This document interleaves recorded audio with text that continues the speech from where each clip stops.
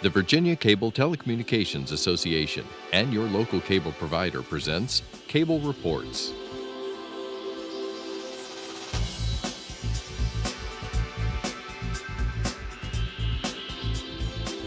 Join us now as Cable Reports brings you up to date on current issues facing the Commonwealth through discussions with your local legislators and other policymakers from across Virginia. From the General Assembly and the City of Richmond, I'm Woody Evans for Cable Reports, brought to you by the Virginia Cable Telecommunications Association and Cox Communications, connecting Virginians to their government. We're pleased to have Delegate Glenn Davis with us today. Woody, Welcome. thank you for having me. I appreciate it. Tell us how your district is faring these days. You know, we've had a number of years dealing with tough budgets. We've had sequestration from our friends in Washington. How has your district fared? Well, Woody, everything's bouncing back in Virginia, but it's still been kind of slow.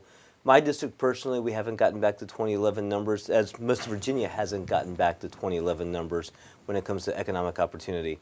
So we're doing better than we have been. We're not quite back to where we'd like to be, but it's definitely growing. And part of it is, we're in a great city, as the mayor would say, the best city in the world, Virginia Beach. And we've had a lot of great opportunities economic-wise with manufacturing growing down there and some other technology sectors popping in that's really helped us bounce back quicker than maybe anticipated, but still we're not where we want to be yet. Of course, sequestration was a rude awakening. It may happen again, but it has caused the Commonwealth to look at other means of producing revenue. It will. I think hopefully we'll be fine with the new administration coming into Washington and be protected from sequestration coming through. Obviously, the military population in Virginia is tremendous. It's, we have the largest military population of any other state. But we've also diversified our economy. We've taken advantage of a lot of new technology, whether it be cybersecurity, biomed, which has helped offset some of these impacts that we get from Washington from time to time. But it would be nice if sequestration was kind of put to rest and we didn't have to deal with that again as we go forward. How many military installations do you have in your district and the surrounding areas? Well, we have a couple of large naval bases. In my district personally, I don't have any specifically inside my district. But as you'd imagine, Navy members live all over a region, as well as we have Air Force with Langley Air Force Base, which is just across the water, and many of them actually commute from Virginia Beach there. So we have quite a vast number of military members in the Hampton Roads area. And I think statewide there are about 800,000 veterans who populate the Commonwealth, and they are important for the state of Virginia. Well, they are very much so, especially when it comes to workforce development. You have these members that are getting out of the military, and they come with, in some cases, very unique skills, especially when we start talking cybersecurity. And it really allows us to bring over these high-tech industries, knowing that workforce is embedded already in Hampton Roads. So are any of our community colleges offering programs that relate to cybersecurity now? Oh, they are. Tidewater Community College is offering that, as well as some other community colleges around the state. We realize this is a hot button. There used to be a time when every industry, or most industries, could grow independently of another. So the automobile industry could grow, regardless of what, let's say, maybe the shipbuilding industry did. But now, you can't grow an industry unless you can protect it. The automobile industry, because everything's becoming autonomous and kind of meshed in that virtual cloud, as people would say, you have to be able to protect it from cybersecurity hacks. Same thing with banking. Same thing with the airline industry. You look at just about anything. The hospitality industry. So much out there now, you can't really grow and innovate in those industries unless you can protect it, and that means cybersecurity. So it's a great opportunity, and Virginia's taking advantage of it. You mentioned biomedical earlier. Talk to us a little bit more about that. Sure. Well, there's a lot of research and development going on in the biomed industry, and some of it specifically in my district. We have Operation Smile down there and LifeNet. A lot of companies that have led the way when it comes to biomedical research development and helping, honestly, people all around the world. And as that continues to grow, we'd like to grow that also in Virginia. And we're looking at a piece of property down in Virginia Beach to continue fostering that opportunity. You mentioned Tidewater Community College. How important is that to your district? Very important. Well, I think it's very important to, the idea of community colleges are important to the whole state. Tyboro Community College specifically handles so many of our students coming out of high school, that 2-year transition into a 4-year college, if that's the student so desires. It's low cost. It's an amazing education. They teach, all the subjects that you'd want, and many of the electives they can actually start the process into before they go to that 4-year institution. It really is a jewel of the Commonwealth of Virginia when you look at our community college systems. So I take it the 2+2 program still exists there, It does. and the tuition grant assistance program is still there? Yes, sir. Talk about higher education, however. Parents and students are still screaming about the high cost of attending one of our institutions of higher learning. What's happening in that arena? Well, Woody, we're working on that here in the General Assembly. Tuition costs continue to rise. We are, finding one of these scenarios around the country, honestly, where students are coming out with a tremendous amount of debt and makes them very difficult to go out there and actually start that next phase of their life.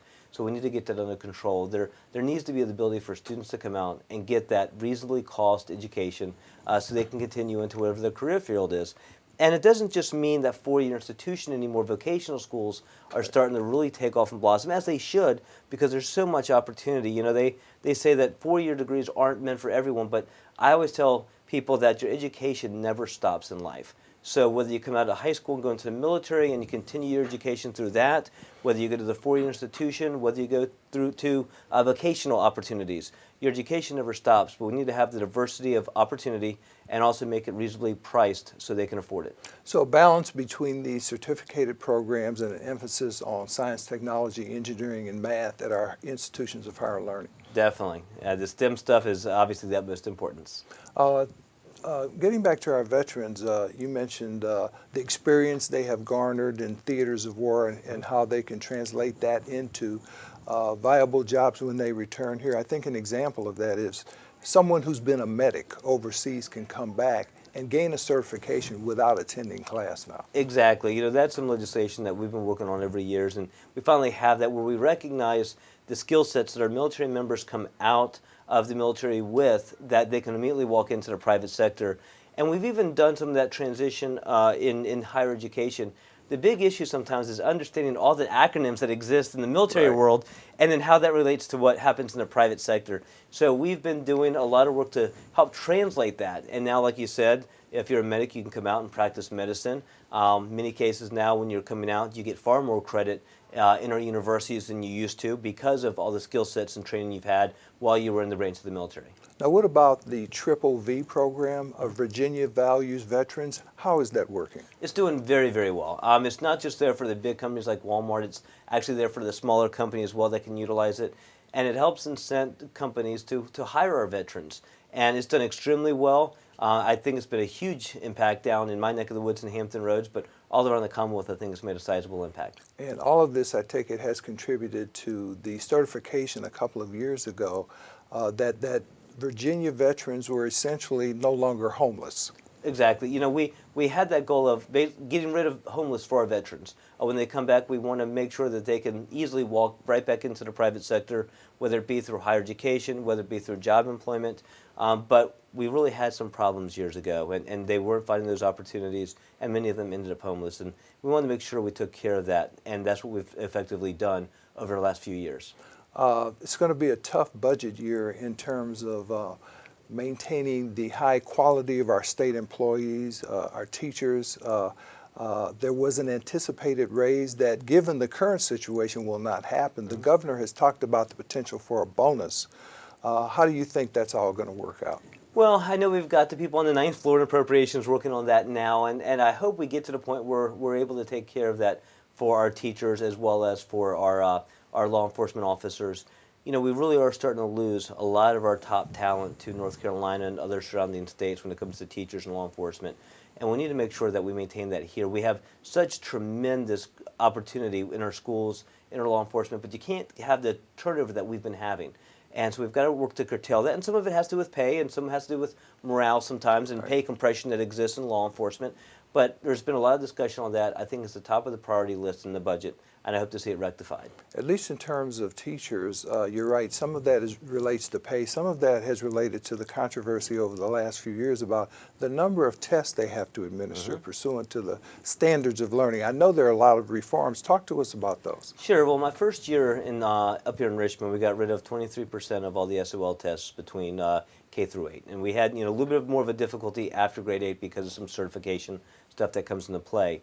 But we need to allow the teachers to have the flexibility in the classroom to teach the way that really allows the teacher to reach the students and make an impact. Woody, when you and I were in school, we didn't have the SOL test. The teachers taught the way that they felt the students were absorbing the information. Many more field trips, I think many more role playing, mock courts and stuff like that. Now we get the idea that we're teaching to a test, and unfortunately, that just doesn't work. So we are making strides towards actually allowing the teachers to have control in their classrooms, to have that flexibility, and eliminate some of that burden that exists on them today. It's amazing what's going on in those lower grades these days. Senator Ryan McDougal was here the other day telling me how his young daughter is learning to code now in elementary school. We're giving our students iPads in elementary school, and when I say coding, obviously it's not typing in HTML, right. But the idea that you can have a turtle on an iPad screen, right. and there's a carrot or something over here, and the way you code is you hit, how many times does the turtle have to go up and right and left and all this to get there, and you enter all, up, right, left type thing, and you hit enter, and then you see the turtle do it, and does the turtle get there? And the great thing is that's how you start the progress of teaching a child to code. Secondly, that's critical thinking. We all talk about how do you teach our kids critical thinking skills. And when it comes to coding, that's exactly what it teaches them, which is why I've got a bill in this year in the General Assembly that allows a student to take coding in high school in place of a foreign language requirement and allow them to continue that progression. That's a really good idea because coding is in many respects a foreign language to most people. Yeah, I'll tell you, it was harder for me to learn than on my Spanish classes, but I've been traveling the world recently, and I've realized there's one universal language, and it's really not English anymore. It's coding. It's it's computer programming, and I think we need to make sure our kids have just the same opportunity and get that head start like some other countries are doing when it comes to that. Now, you also have some legislation in dealing with machinery and tools. What's that all about? Well, as a small business owner myself, Woody, I realize I have a certain amount of equipment and tools in my office. I pay property taxes on them every year based on the fair market value. And if I were to go and replace that equipment with higher tech equipment, the value of that goes up and I pay more taxes.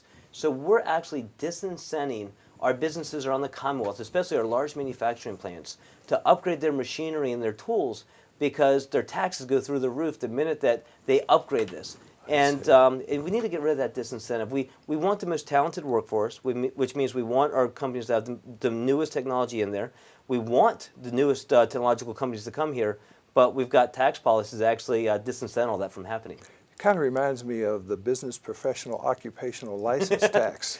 Yes, sir. In that regard, too. Talk to us about those disincentives as well. Sure. The B-Poll tax in Virginia, everyone knows it was started to help fund the War of 1812, and I think we've covered that by now. But it's a tax you pay on top-line revenue as a business owner.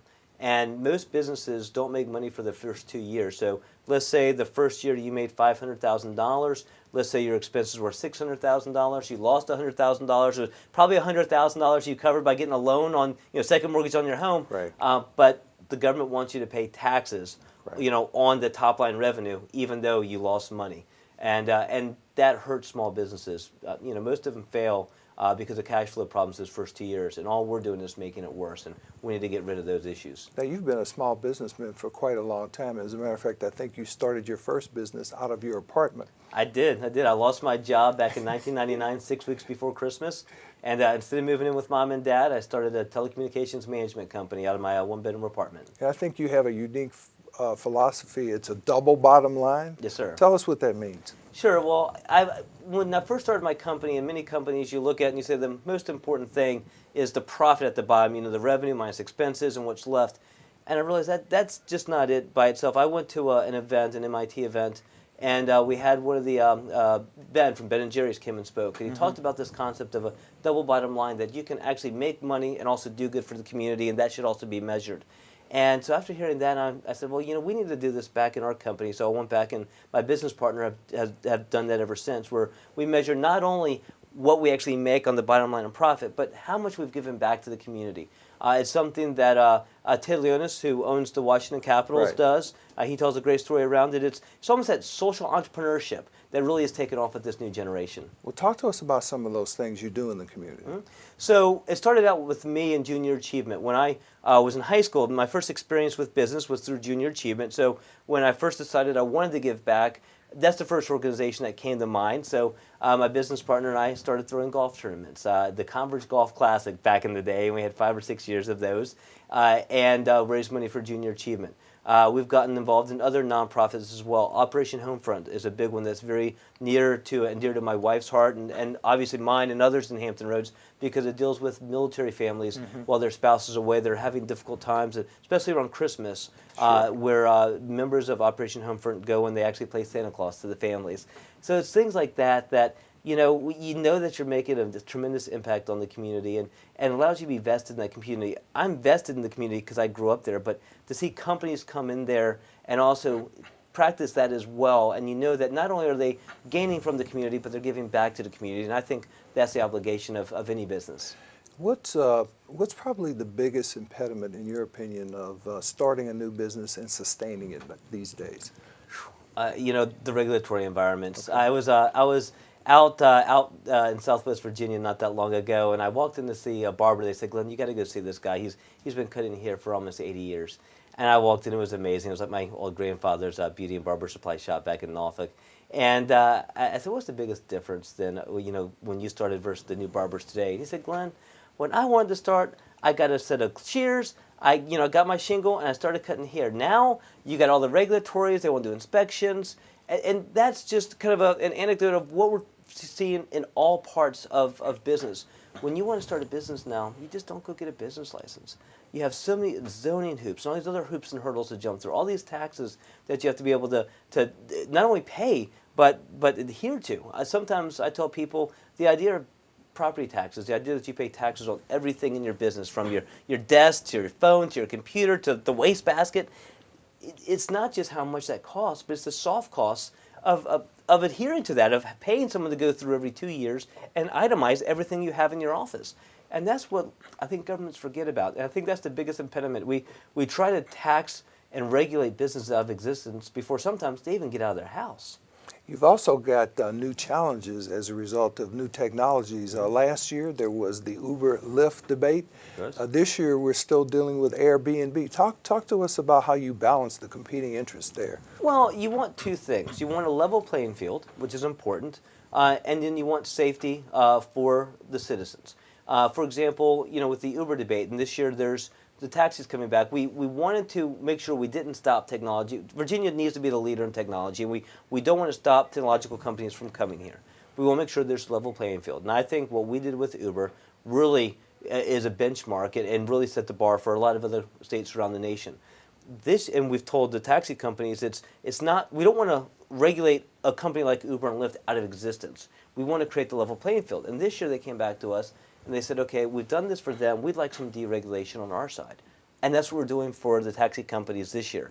So the way that we welcome all these new technologies in when we're trying to create that level playing field sometimes isn't to regulate them. What we should be doing is deregulating the industry and the companies we have here to put them all on the same level. And I think that's worked very, very well for Virginia. Sure. Let's talk a little bit about your step therapy legislation. Sure. So I ran into this myself 2 years ago, about 4 weeks before session. And my wife had came down with an illness, and she had to take a certain medicine. And I found out when we went to go get it that the insurance company had denied it. And after a lot of round and round, I found out we have a situation in Virginia where your doctor doesn't get to be your doctor. The insurance company gets to be your doctor, and they get to tell you whether the treatment that your doctor prescribes you're going to be allowed to take, or whether they want you to take this other treatment and fail for a period of time before you're allowed to take this. So I put a bill in, and I didn't realize how broad this really was, but cancer patients have issues with this. Hemophiliac patients have issues with this. Arthritis. There's so many people out there with huge medical conditions that have to deal with this day in and day out, where their doctors that see them every week say, we need to put you on this treatment. But when they go to start the treatment, the insurance company says, no, we know better than your doctor does. We have this formulary that got created, some big building over here, and you got to take these other ones first because they're less expensive. And if you fail, we'll let you have what you need to take. But the problem is, Woody, sometimes you don't that failure period, you can't afford to fail. Right. Hemophilia, it's you don't know you failed until a child falls and gets a really bad cut and starts to bleed heavily. We need to allow doctors to be doctors. That's what we pay insurance for, and that's what my bill's for, is to allow you to do and take the treatments that a doctor prescribes and not have to have some third-party doctor in the cloud someplace say, no, I know better than you. Sure, and I think there's a move afoot as a result of being able to do gene therapy. It will no longer be one size fits all in terms of drugs. They're going to be able to fashion a drug for you, for me, that kind of thing. So hopefully that will also alleviate those kinds of problems. But I understand what you're saying. Your doctor should prevail over the insurance carrier. Definitely. Wage floors. I know that you're dealing with that issue as well. Yes, sir. We've had it vetoed twice by the governor the last couple of years, and maybe he's seen the light hopefully this year. But this bill stops local governments from mandating that a certain wage and set of benefits be paid to their employees as part of a company winning a local government contract. So essentially, we don't want local government dictating to businesses what they have to pay their employees and the benefits they have to give their employees to be able to do work for local government. We've seen that start to be a discussion point in some localities, and we want to shut it down because that causes big problems for businesses, and also it inflates the cost of local government. And I served 5 years on Virginia Beach City Council. We don't need to increase the cost of local government just arbitrarily. VDEP, Virginia Economic Development Authority, VDEP, whatever it is. You've got legislation in on that as well? I do. Woody, I've been traveling the state for, I guess, about 7 months, 8 months now, and one of the first things I saw back in April of last year in Giles County was I was with the town manager, and we were on Main Street. And he said, Glenn, what do you think about all these buildings down here? And I said, they're gorgeous. And they looked like they were brand new. And he said, they're uninhabitable. And I was confused. And he said there was a grant that they could get from the state to fix the facades of buildings for economic development opportunities. But then they couldn't get the waiver to use some of the monies for the inside. So the outsides look great. The insides, well, they haven't had the money to put that together yet, so they can actually put people inside of it. So what I saw is, in Virginia, we have this, well, like you said, one size fits all. We like to shove a round peg in a square hole sometimes, and that doesn't work. So this bill allows up to 25% of all the monies on a Virginia grant to a locality to be used for something that is indirectly related to the purpose of the grant. In this case, it would allow some of the money to be used for the inside of the building, and actually then truly met the desire of what that grant was there for. What about regional cooperation? I know last year there was a real move, and I forget the body that was created to deal with that, so that localities and regions would cooperate more in terms of economic development. Go Virginia? Yes, go Virginia. So it was a great idea. It put, instead of us in Richmond deciding, what really is best for different areas and regions, what technology should be worked on there, what industry should be brought there, it allows that economic development money to exist at that regional level and be utilized by people that live there, work there, play there, understand what the true opportunities are.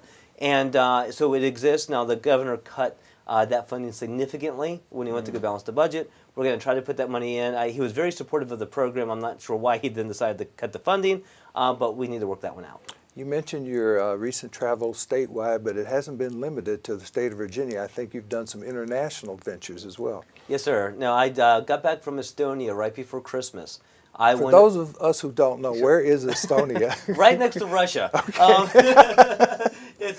I was in Tallinn, Estonia, which I think from about as far as north, in line with Moscow up there. It's about a 6-hour train from St. Petersburg, Russia, and very gorgeous place, amazing place, small country.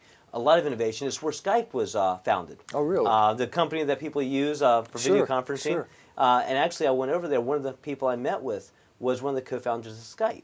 After they sold to Microsoft, he got out. He started a robotics company. And not only, I think, are we going to start seeing their delivery robots in Virginia, but I'd like to see some of the manufacturing, some other opportunities in Virginia as well. So I went over there to talk to them about that. And I also ran into another company, Skeleton Technologies, which is the world's leader in ultracapacitors. And long story short, they're kind of like batteries, but they use something called graphene. And graphene comes from any carbon source, including coal. So I went and met with that CEO for a half day, and where we ended up is he's got a lot of big clients, including the European Space Agency over there. He's got some U.S. clients, and they want to do some work in manufacturing in the United States. We talked about Virginia coal and extracting graphene from Virginia coal, and you know our coal industry is hurting. And so we're getting ready to ship Virginia coal over to Estonia in about a week and a half. They're going to test it, and if they can get efficiently the graphene out of our Virginia coal, we maybe see Skeleton Technologies in Southwest Virginia in a short term. Great. Talk to us about one of the significant economic drivers in the Commonwealth, which happens to be in your backyard, the Port of Virginia. Oh, it truly is that rising tide that lifts all ships, no pun intended. But it truly is. You know, we have the deepest water port, you know, on the East Coast. We're dredging still to get down to the 55 foot. It is tremendously opportunistic with regards to the larger ships now coming around. Those post-Panamax ships. Exactly. And when there's more opportunity to ship into our port and out of our port, the economic opportunity across the rest of the state just elevates. More distribution centers, more fulfillment centers in Virginia. These are all things that all the localities go after very hard. Even down to the trucking industry grows. It really has that drop-down effect. The more successful our port is, the better off so many different industries are in the Commonwealth of Virginia. But that's where it starts. And we did that huge investment last year in the Port of Virginia. We just need to keep in mind that that was a starting point. That wasn't the ending point. We had a tremendously successful port in 2001. It was better than Savannah. We rested on our laurels, and all of a sudden, other ports kind of caught up to us, and in some cases, some would argue, you know, overcame us. We've now made that investment again. We've reached the pinnacle. We started to get back on top of things. We just have to make sure we continue to invest in that jewel. So what was the nature of the investment last year, and what are the ongoing investments intended to do? Well, you know, infrastructure was the biggest investment last year that we had to make. You see all the cranes down there and everything. When those trucks arrive, you have to be able to get those trucks into the port, get the cargo off and onto the ships, or off the ships as the case may be, efficiently, because you want businesses to send stuff through the Port of Virginia, and that's all about how quickly stuff can get in and out. So that's the big piece, but we also can't forget about the indirect piece related to the port as well, and that's our roads, Woody. You know, we have to make sure that we continue doing what we've started, which is easing the congestion on the roads, especially those going out of the port. When those trucks sit in traffic, that's money for these companies, and if it gets to be too much money, they'll redirect those trucks. Great. Thank you for being with us, Delegate Glenn Davis. Thank you, Woody. I appreciate it. Thank you for watching Cable Reports, brought to you by the Virginia Cable Telecommunications Association and Cox Communications. Until next time, I'm Woody Evans.